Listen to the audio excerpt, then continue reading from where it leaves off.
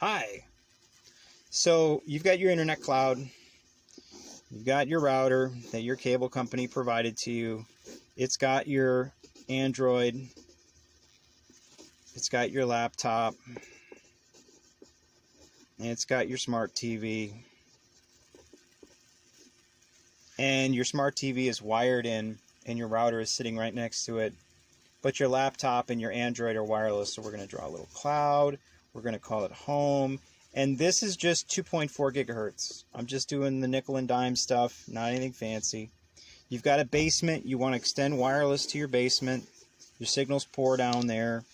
You have to run. This is the very cheapest basic option.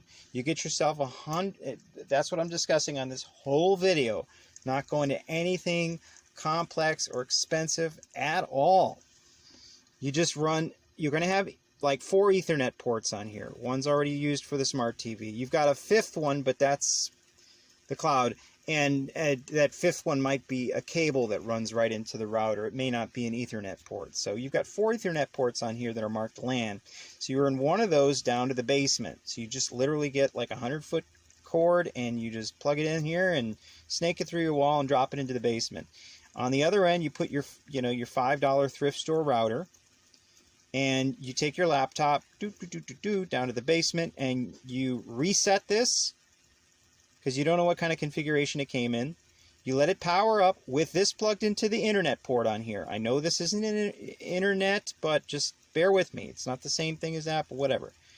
As far as this router is concerned, this is the internet because this is how it gets online. Okay? So this is plugged into the WAN port on this router. There's a little W there. I know it's hard to see, but this symbolizes the connection to the laptop. You go through whatever, you look up that model number online hopefully before you even buy it, and you see what people say if this is a piece of junk or not. If it's not, when you buy it for $5, you bring it home, you reset it. There's a little reset hole on there somewhere that you can push a paperclip into and power it up and wait like 15 seconds and then wait until the lights flash again, and then it resets itself, it reboots. And then you plug your laptop in, you follow the directions that were provided by the manufacturer for configuring this router. It'll be involving taking your laptop to a website address that's hosted on this router, a little web server, going through the configuration process. The first thing I want you to do is see if there's a firmware update for this router. If there is, install it. That's a software package. That's the operating system of the router. You want to upgrade that. So as soon as that's up to date, now you want to reset the router again and go through and configure it as an access point. And that'll be a part of the wizard option or a setting in the menu. And what that does is it turns off the routing function, but it's still doing the switch and the Wi-Fi function. So let's take this router and break it down a little bit because it's actually doing 3 different things. It's routing between the public and private internet. It's a switch connecting all these devices together, and it's also a wireless access point so that you can come in with a wireless device and access the switch. We only need those second 2 features. We don't need the routing feature on the network. So we want to make sure that the routing feature on this is off. And then when you set up wireless on here, on your main router, you should have, and I'm going to call it home, it's your wireless cloud. It might be set to channel auto, which means when the router comes on, it's supposed to probe the area and figure out which channel is free. It's going to have to be either channel 1, 6, or 11. 1, 6, or 11. Those are the channels that are available. Europe's a little different. You could use 1, 5, 9, or 13. But for North American and most routers, it's 1, 6, or 11. Excuse the scribbleish. 1, 6, or 11. Oh, it has an eraser. Isn't that nice? So I can just smear everything. 1, 6, or 11. So you're going to turn off the auto function and you're going to set it to either 1, 6, or 11. You're going to, you know what the password is, you know what the name is.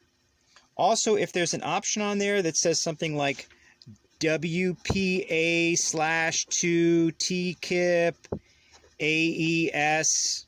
Again, sorry for the spelling or handwriting. I'll try to clean it up.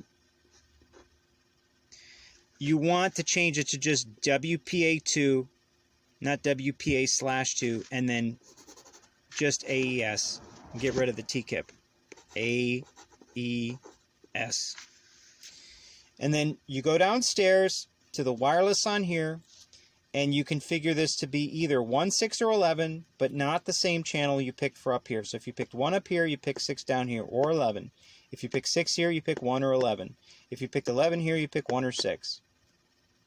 And you call it the same thing. And again, make sure the security is just WPA2AES, and the password is the same. This is the security system.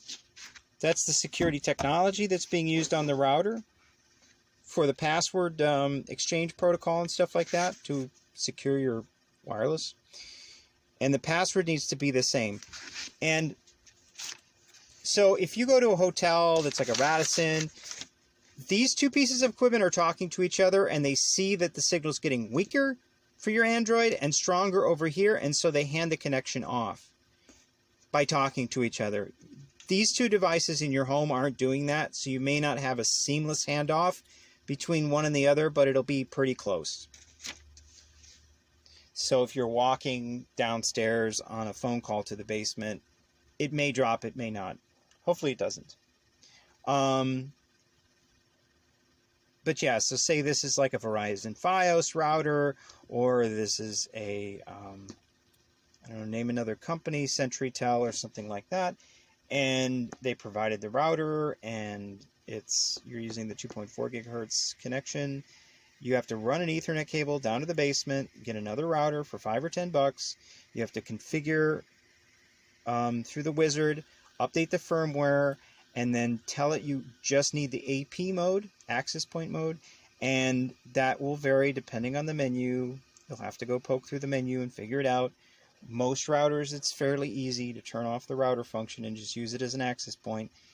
When you do that, it may say that the WAN connection is now part of the LAN. So if you've got 1+4 connections on there, ports on the router for Ethernet cable, it may say that that WAN connection is now considered to be part of the LAN. If it doesn't do that explicitly, then move this cable over to the LAN port. If you ever need to go through the setup again, you can just move it back to the WAN port, but you want this to be part of the LAN. You want this all to be on the same private network, all homogeneous, and that's what you're doing. These two wireless radios, for obvious reasons, have to be on different channels so the packets don't collide, but the name has to be the same, home and home, and the encryption technology, WPA2AES, has to be the same, and the password has to be the same in order for your clients to roam back and forth. And then you've extended your wireless network. That's how you do it, whether this is a shed or a garage or the basement. And there's more. Of course, there's wireless mesh networks, and there's all sorts of complicated things, and simple to set up, but complicated in their execution. Devices you can get that allow you to extend your network, but this is absolutely the simplest, most basic setup, which a lot of mom and pop Midwest Americana, I found this at a thrift store, can I make it work? Yes, you can. That's how you do it.